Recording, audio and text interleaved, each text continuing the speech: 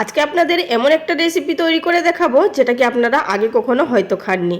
শিম এবং বাদাম দিয়ে যে এত টেস্টি রেসিপি হয় আপনারা কিন্তু ভাবতেই পারবেন না। তো চলুন ভিডিওটি ঝটপট দেখে নেওয়া যাক। সবার প্রথমে গ্যাসের উপরে একটি কড়াইয়ের মধ্যে দিয়ে দিলাম এখানে 1 টেবিল চামচ পরিমাণ সরষের তেল। তেল গরম হয়ে যাওয়ার পর দিয়ে দিলাম 2 টেবিল চামচ পরিমাণ বাদাম, তার সঙ্গে দিলাম 3টে শুকনো লঙ্কা।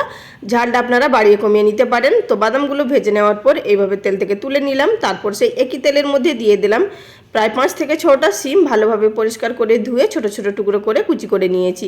তার সাথে দিয়ে দিলাম স্বাদ মতো নুন। এবার আমাদের শিমগুলোকে লো ফ্লেমে থাকা অবস্থাতে এইভাবে লাল লাল করে ভেজে নিতে হবে। আশা করি দেখে বুঝতে পারছেন খুব সুন্দরভাবে ভাজা হয়ে গেছে। এবার এগুলোকেও তেল থেকে তুলে নেব এবং হালকা একটু ঠান্ডা হতে দেব।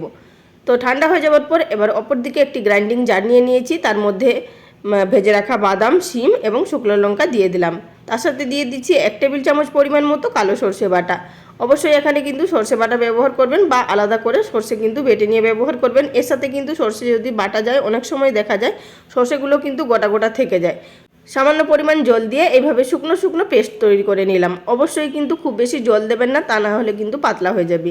যে তেলটা কড়ার মধ্যে বেঁচেছিল সেই তেলের মধ্যে দিয়ে দিলাম প্রায় 8 থেকে 10 কোয়া রসুন, সেটিকে থেতো করে নিয়েছি। এবার রসুনটাকে আমাদের হালকা করে ভেজে নিতে হবে।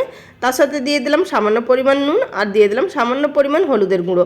আপনারা চাইলে কিন্তু হলুদ গুঁড়োটা কিন্তু স্কিপ করতে পারেন। এইভাবে যখনই রসুনটা আধ ভাজা হবে সেই পর্যায়ে আমাদের দিয়ে দিতে হবে আগে থাকতে পেস্ট করে রাখা বাদাম এবং শিমের। দিয়ে গ্যাসের ফ্লেমটা লো টু মিডিয়ামে থাকা অবস্থাতে এটিকে আমাদের অনবরত নাড়াচাড়া করে যেতে হবে যতক্ষণ না একটি শুকনো ডোতে পরিণত হয়ে যাচ্ছে এবং কড়া থেকে ছাড়তে শুরু করেছে। তো বন্ধুরা দেখুন এখানে খুব সুন্দরভাবে কিন্তু এটি আমাদের তৈরি হয়ে গেছে। এর মধ্যে আর কোনো কিছুই ব্যবহার করার প্রয়োজন নেই। এটাই কিন্তু খেতে ভীষণ টেস্ট হবে। অবশ্যই একবার ট্রাই করুন।